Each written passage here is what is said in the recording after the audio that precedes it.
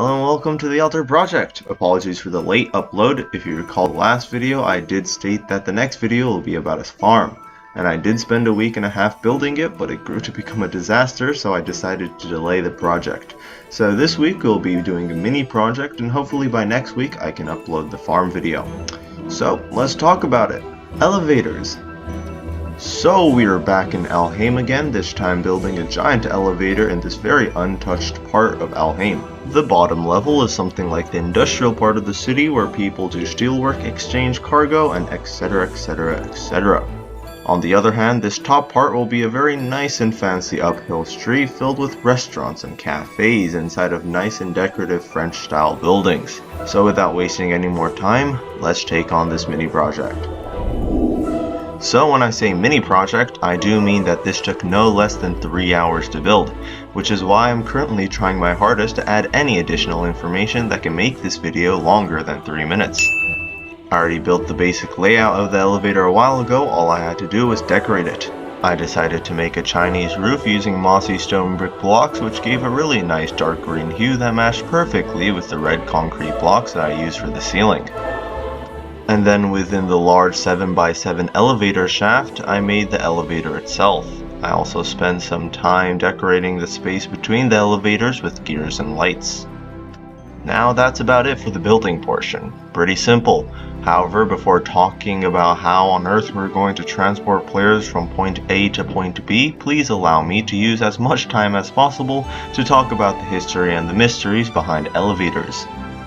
So when were elevators invented anyways? To discuss that, we need to step back to the early 19th century and talk about buildings. Look at these two images. Two very different buildings. What caused human beings to suddenly build structures that could touch the sky? Well, there are mainly two answers to that. One is the manipulation of the material concrete and steel. By using these very sturdy materials, we were able to stack floors upon floors without the building collapsing by the wind. And the other reason is that people simply wouldn't be willing to climb 50 flights of stairs in order to get to their apartment.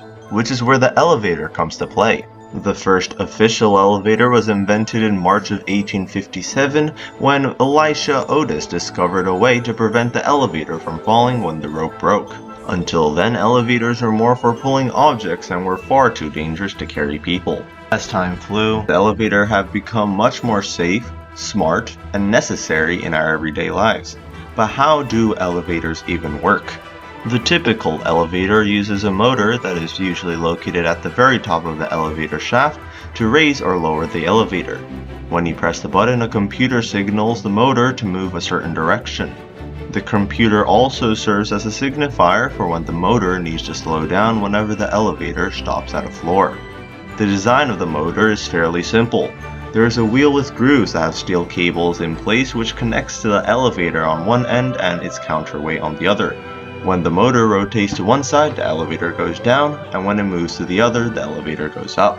Although a single steel cable is enough to hold the whole elevator, there are multiple cables just in case if one cable snaps. And even if all the cable snaps, there's a different pulley system called the governor which prevents the elevator from free falling. This is what inside the governor looks like. Whenever the elevator free falls, the falling cable will rotate the governor so fast that centrifugal force would allow the hooks to push outwards, causing them to hook onto one of these openings. So with that said, let's end this section with looking at some cool elevators that exist in the modern day. One is the Aquadome elevator in Berlin, Germany. This rather fancy elevator exists within the cylinder fish tank, enabling you to enjoy a brief underwater experience. It was opened in 2004 and still remains a popular tourist site today. Let's move on to the Freedom Tower.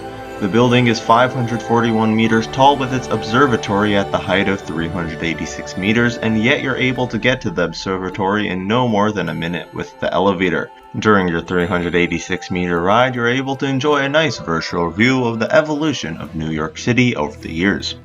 And lastly, we have the Wulingyuan elevator, the world's tallest outdoor elevator situated in one of the most breathtaking World Heritage sites.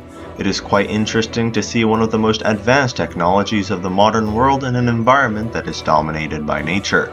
So that is about all the elevator info I have. Let's move on to the command block portion. So obviously it is totally optional to use redstone for your elevators, but I do find it time consuming to do so I tend to take the easy route and use command blocks.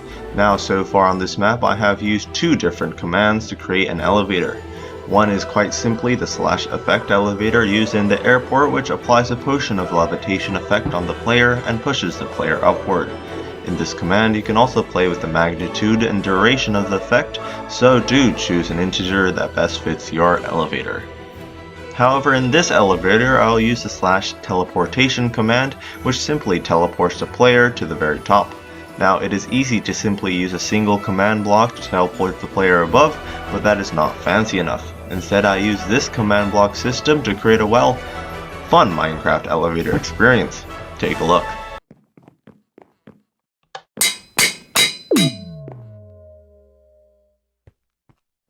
Whether you thought that was a fun experience or not is completely subjective, but let's move on. To simply put it behind either a button or a lever, place a single command block that spawns a redstone block at a designated coordinate. That redstone block will then power this chain of command blocks to create sound, blindness effect, and particle effect. For the sound I use the anvil use and beacon deactivate sound, and smoke particles are used for the particle effect. Before reaching the teleportation command block, the redstone will power a command to replace the redstone block with air, so that this command system can be used again. At the very end is the teleportation command, which teleports the player either up or down the elevator. And that is pretty much it. With that done, let's move on to the mini cinematic.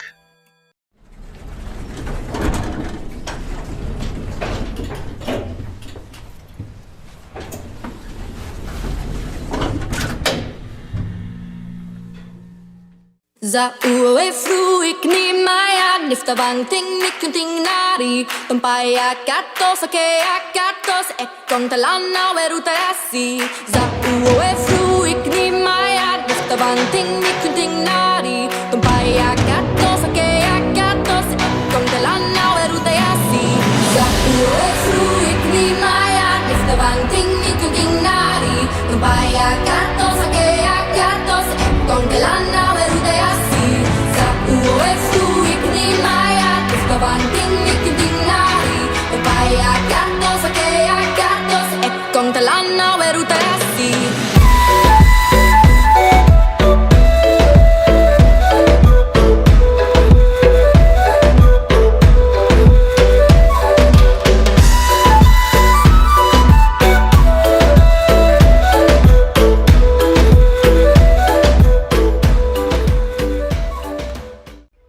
Okay, that's it for today, and I don't know if anybody cares, but I do again apologize for the late upload, if you did.